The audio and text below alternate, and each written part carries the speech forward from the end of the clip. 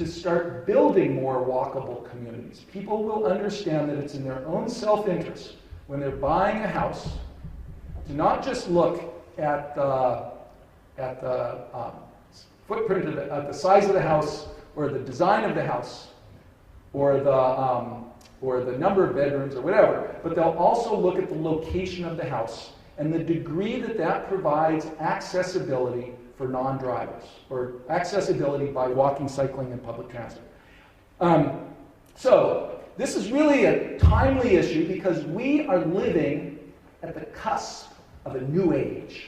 So all that stuff about the age of Aquarius, it's actually coming up. Okay, so what is it? The 20th century was the period of automobile ascendancy. In 1900, virtually nobody owned an automobile.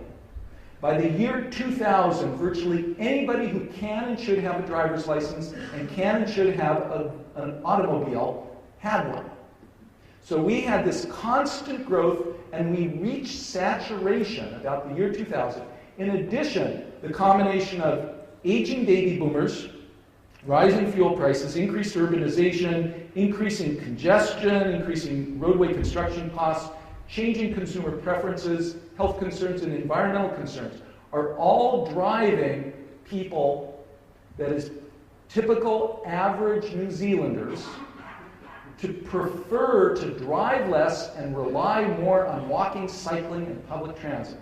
This graph that I have here, the top green line shows New Zealand per capita vehicle ownership. The bottom line shows per capita vehicle travel, annual kilometers. Both of them peaked about 2005. Interestingly, this trend is occurring in virtually all developed countries, so we're seeing the peaking of motor vehicle travel. Now, what does that mean for let's say, a transportation or land use plan?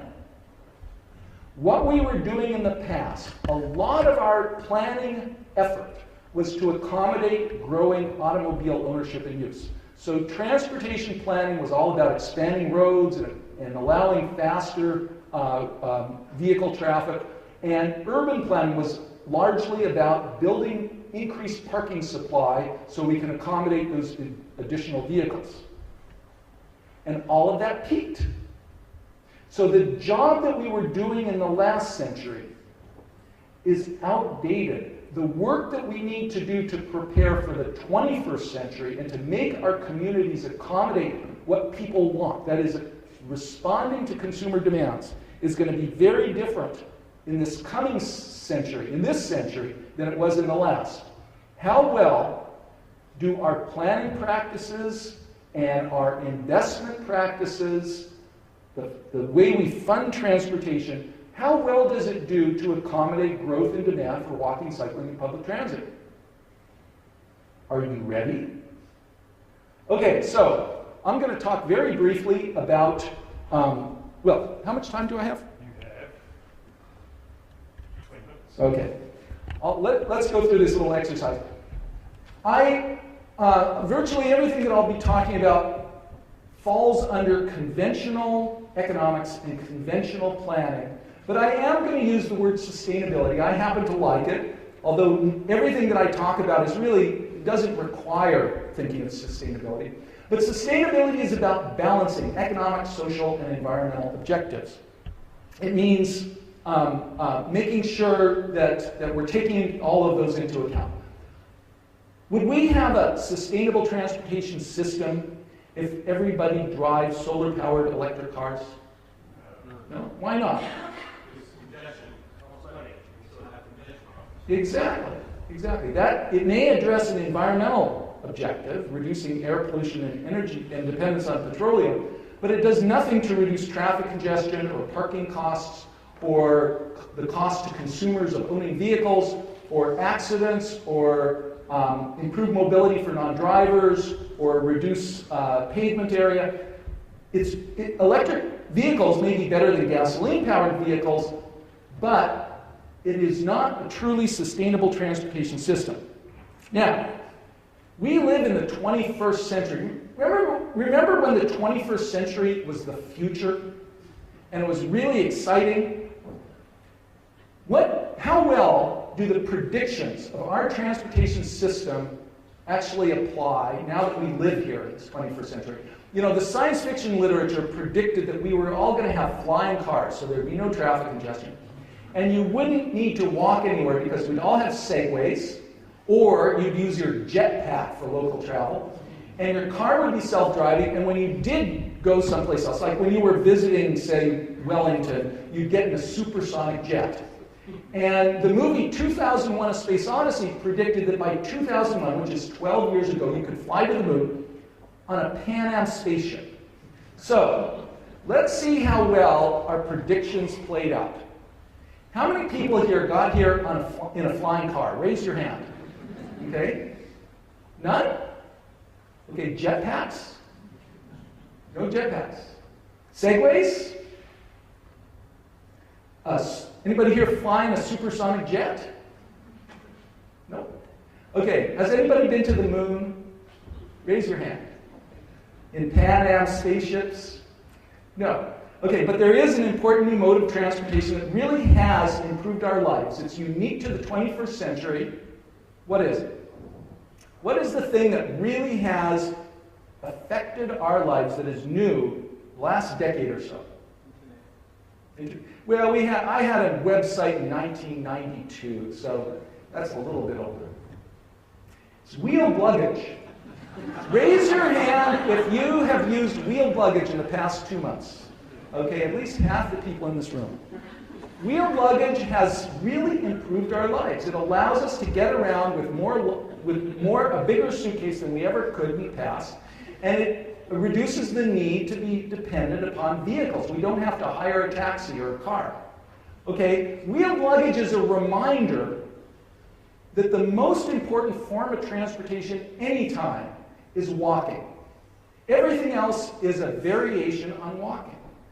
What's the best pedestrian environment you'll find? An airport. Why is that? Because to connect to these very important big airplanes, you need to walk. And pretty much every motorist is also a pedestrian. As soon as you park your car, you're going to walk somewhere, and frequently on public facilities. And yet, most of our travel surveys will say that walking only represents about 5% of all trips, because the travel surveys are biased in ways that undercount non-motorized travel and undervalue. Okay, so very quickly I'll point out there's a huge variation in the amount of walking, cycling, and public transit among wealthy, affluent countries and among wealthy, affluent cities. And this and other research indicates that there's significant latent demand for non-motorized transportation. When we do accommodate walking and cycling, when we do improve walking and cycling conditions, it significantly increases. And there have been a number of studies recently looking at before and after communities have been improved, and consistently they indicate significant increases in walking and cycling, and those tend to be quite, the growth rate tends to be quite durable. So it indicates that the increase, the growth in walking and cycling continues year after year. Now, is that happening in Hawke's Bay? Sure. Especially if you keep adding to your system and keep building on what you've got. For example, a school transport management program might only have a very small effect by itself. And better sidewalks and crosswalks, or better footpaths and crosswalks, might only have a small effect alone. But if you put them together, if you implement incentives and facility improvements together, you're likely to have synergistic effects. So it means that you need it suggests that you want a multifaceted program. Okay, I'm going to skip a couple slides and just point out that some of the recent research, there's quite a bit of recent research in the technical world, in the technical research, showing this change in demands, showing that increasingly people want to rely on walking and cycling and public transit and drive less. and that it's an opportunity for governments to save money. There was a recent article in The Economist magazine that said governments may find that changes in driving habits force them to rethink infrastructure. Most forecasting models that governments employ assume that driving will continue to increase indefinitely.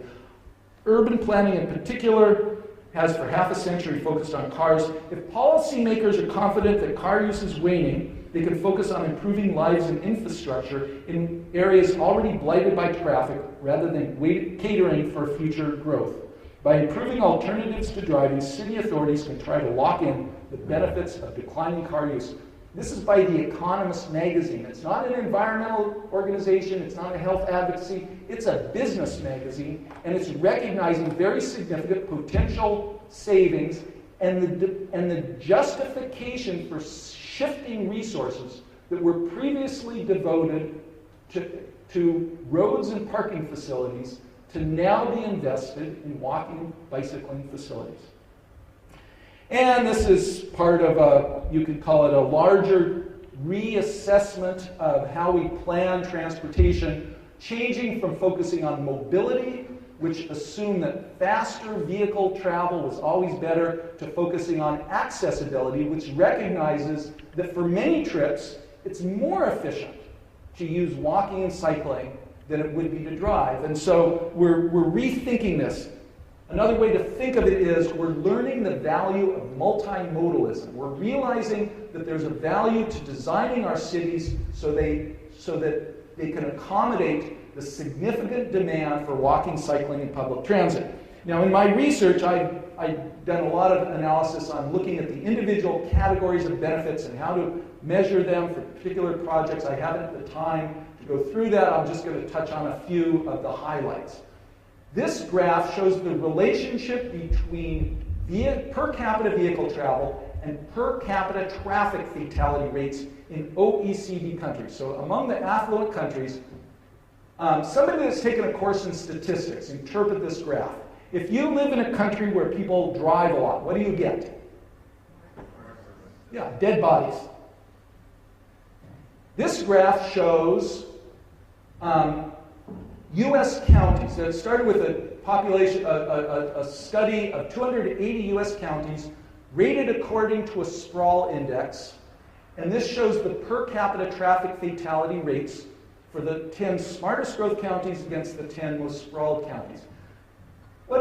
Interpret this graph. What do you get if you live in a smart growth community? Live bodies, that's right. More healthy people. More people not dying in car crashes. Now, I think this is really important because in the past, we promoted smart growth primarily